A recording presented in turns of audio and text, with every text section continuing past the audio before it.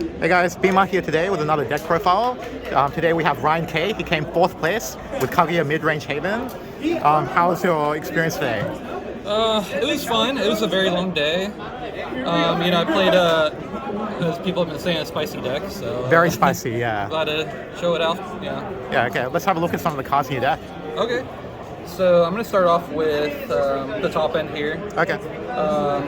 I'm playing 2 Aegis. Okay, yeah. Because if you're playing Haven, you're going to want to play this card. Of course. It's just the most solid finisher you can be playing. Yeah. One mistake I made was not playing the 3rd. There were a lot of situations today where I wanted the 3rd. Okay. And I'll explain later what I would do to fit room for the 3rd. Sure. I played 1 Rico. Okay, this is very interesting. Yeah, it's very interesting. Hey, it's not very traditional. Yeah. My idea was to kind of flatten out the 6, do something on 6 that kind of affects the board. Yeah. I'm also playing a lot of amulets, so there's a lot of situations where it's going to actually have the strike ability. Okay. It's a solid card. And how many people did you catch off guard with this? Right, yeah. It's basically in place of execution. Okay. Also 3 damage to the face. Like, a lot of this deck is you just want to do a lot of chip damage. Yeah, I noticed, yeah. So, and then I played 2 Olivias. Yeah. The reason for that was against the Forest matchup. I expected a lot of Forest today. Okay. Silverbolt Forest in particular. Okay. And on 5, I wanted to gain 3 life and make them discard a card, just to kind of give me a bit more of a buffer against their Silverbolt top end. Yeah, and it's also kind of hard for them to clear this and also tempo you, right? Like it's Lily only, pretty much. Yeah, exactly. Yeah. And then, the reason why I'm playing the deck, Kaguya. Okay. It's a fun card to play. I love it. It does everything you want to do. It kind of is like the Mises Decree, and people say like, "Why are you playing the Mises Decree?" Well, I kind of am. I mean, you think about it, like put up, you get a 5/5 on Evo. Yeah. You gain 3 life. Yeah. You're shooting things for 6 damage total. Yeah. You attack in for 5. Doesn't take damage. Just wonderful card. So you cut Themis completely, yeah? I cut Themis completely because I think I played too many followers where there's situations where I don't want the Mises to wipe my board and wipe their board. Yeah. Also, the Mises is only a temporary solution. Having Kaguya leaves a threat on board. Okay, cool. Jean, just like Aegis, it's just, if you're playing Haven, you're going to play this card. It's just so good. I mean, especially against aggro, right? Aggro, Uma, everything, Against everything, really. I mean, this game is built around followers, so, building a large board. Against Uma, it's a bit awkward because if they turn 5 Daiwa Vodka, this won't completely clear their board. So Daiwa Vodka plus spell, it won't completely clear the board. So I kind of have to, do a little bit more against that. And that's a good reason to play the Mises Decree. But, so solid card. 2 Majiro. Not gonna lie, this is the card I would cut. You cut it? I would cut both, and I would also cut the 1 evolution for it. And what I would add is another Aegis. And probably another low end card. Could be like a Silver Bullet or something. I haven't, Angelic Snipe. Figured that one. But sometimes like it is good. Sometimes getting back like the Ward Amulet came into play today. So I can give Aegis. And it's got a solid stat line too, right? 5/5. Right. 5/5. Ward. Actually, Ward is actually pretty nice as well. Then I'll go down to the Acolyte Slate here. Just, I don't know, it seems like a staple to me. One of the best cards, Yeah, great. I didn't play against any Swordcraft today. So, oh, really? Okay. Yeah, I didn't really. And also against Duma, like, banishing their Rice Shower. I played against a guy playing Seeking the Pearl. So, oh, Justin? So, like, Banish is also really good. Cut them off. Because they want to hit 20 for their 7 centimeters. So, the more you can banish, the better. And it casts healing as well, so it's just perfect card, Exactly. I played one of Death Sentence. Actually, let me start with these first. Okay. So this is for your Kaguya, essentially, like all of these 3-cost amulets, yeah. All right, triple beast collar. Yeah. This is the best 3-point amulet to play with Kaguya. Yeah. Yeah, having a Stormbird as well, like I said, chip damage is pretty good. Yeah. Then I'll go to the Path of Purgatories. Yep. 2 copies. Yep. Yep. Second best amulet you can play with Kaguya. Yeah. Feels your hand. Yeah. Refilling your hand is great. Also, you know, dealing 6 to the board. How often did that come up? Quite a bit. You know, Yeah. like against Uma, what I like to do is control the board with this, wiping their board, holding a backlight slate for their Agori cap. It came to play quite a bit, and it's a tough card to play because you have to play, you know, you have to play into the 6 damage, but you also don't want to die. Yeah. Like, Like ideally against Uma, you want to be on 6 HP, so you don't have to Narita Brian. Yeah, exactly. Oh, actually today, it came to play against Narita Brian. Yeah. Which is like, you know, has Aura, so it came to play against. Oh, really? It still does 6 to Narita. 6 to Forte. Okay, that's pretty cool.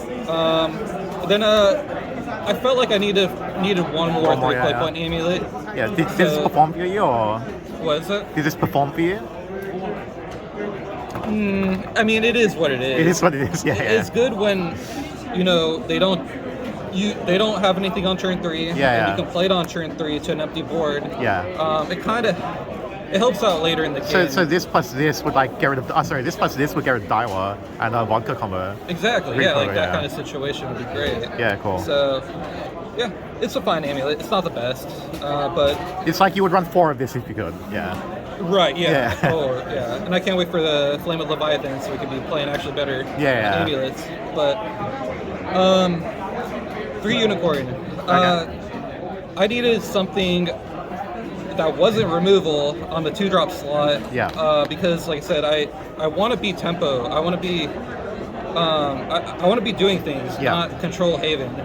So Justin told me he mulliganed away his removal against his like Uma, and you like hit him in the face with it like a billion times. It's funny. I gained at least 6 life off of one of them. Life gaming is also good. Like, you know, this game comes down to situations where if you can play around their finisher, then you know you can win the game a lot easier. You have a lot of buffer. So getting 2 life, pretty good. Black and Scriptures. You know, another. I play this over Surefire Bullet because, like against Uma, I want to be banishing.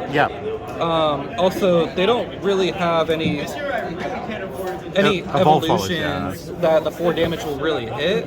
From my experience. Because like the Tachyon dies anyway, and it's like the Marasensky's not played much. Right. I didn't play against Marasensky at all today. So a good removal. Then we're gonna go to the Bell Ringers. I don't think I really need to talk about this card. Then I'll go to the Prison Priestesses. Both staples, right? Consistency, searches the engine, So I'll show you the amulets here. There's a lot of one-of amulets that you want to search out. Like Guardian Sun's very important.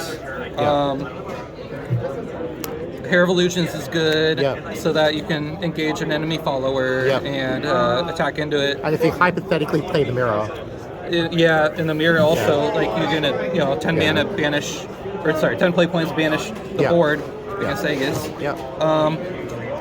And then the one of the Will Overtake was nice just to be able to smooth out my draw, put down, like what I don't need.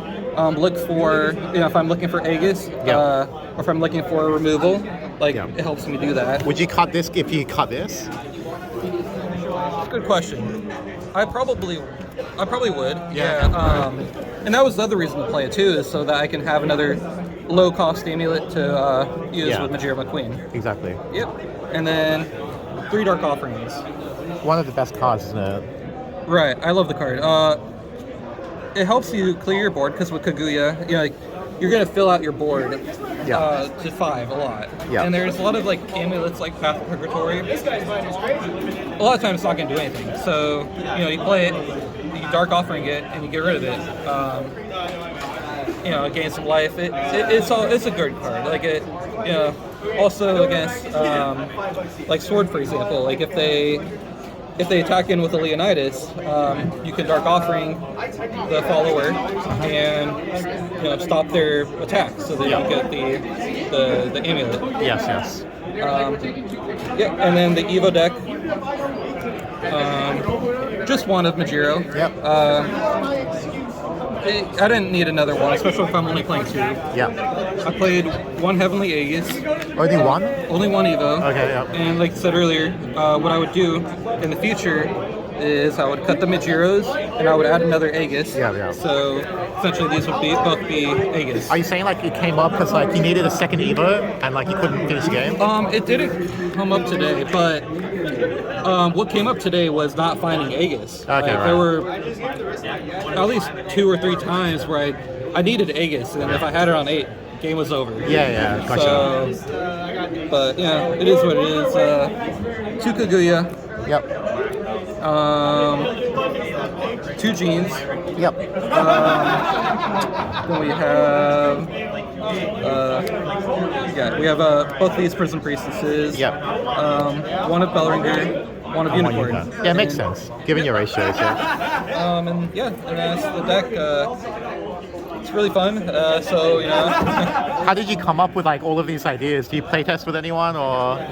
Yeah, I did a bit of playtesting. I actually playtested a lot of Forest Craft. Yeah. And the funny thing is, last night I didn't realize we had to submit the deck list.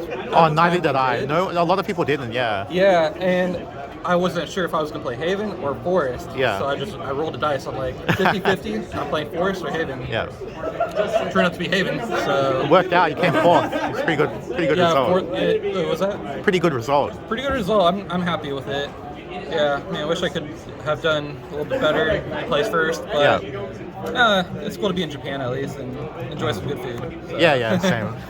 Anyone you want to give any shout outs to or?